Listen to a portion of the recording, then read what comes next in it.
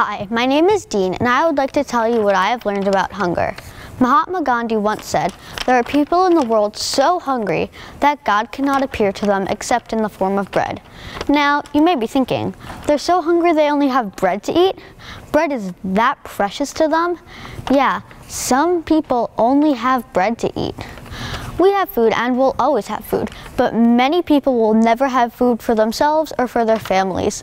Think of the last time you were hungry, which probably wasn't too long ago. How did you feel? Was it hard to focus? I know I've been hungry. For example, my family was driving to Canada and the car ride was around 7 hours long, so I was really hungry. At least I knew when my next meal would come. Your growling stomach is nothing compared to what it means to be hungry. If you lived in, let's say, Nigeria, you'd be very hungry. The next meal you receive might come tonight, it might come tomorrow night, or even the night after that. Now, before I learned about hunger, I didn't think it was such a huge problem. But now I know that so many people everywhere are hungry. Did you know that 1/9 of the world's population goes to bed hungry each night? Could you imagine that? Going to bed hungry? Around 795 million people in the world are hungry. Now, when you think of hunger, you probably think it's the fault of the person who works in the family, but there are many factors besides lack of money that can cause hunger. Unsafe water can make it hard to grow, prepare, and preserve crops. War can lead to hunger, and even the weather can lead to hunger because it can cause crop failure.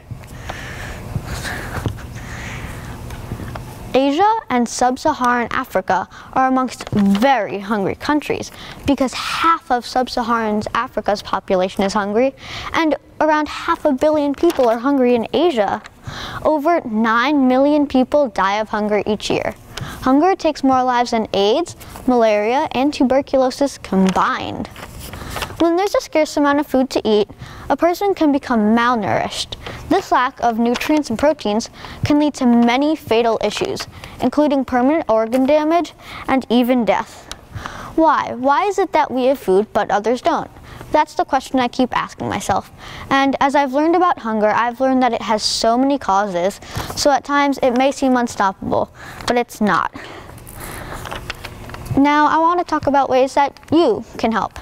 It takes as little as 25 cents a day. Yes, only 25 cents a day to help a hungry child through programs like Kids Against Hunger. Think about it. You don't have to buy that extra bag of chips at the store. You probably won't even finish it. Instead, you could use the money to help the hungry. Mother Teresa once said, "If you can't feed 100 people, then just feed one." I really like this quote because it teaches that you don't have to reach for the stars to make a difference. If you help a single person, you can play a role in the war against hunger.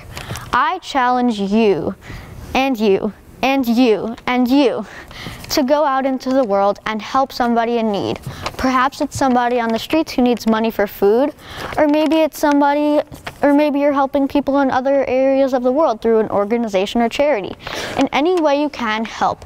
You can easily end a person's struggle of hunger by donating a few dollars. Together, we can end hunger.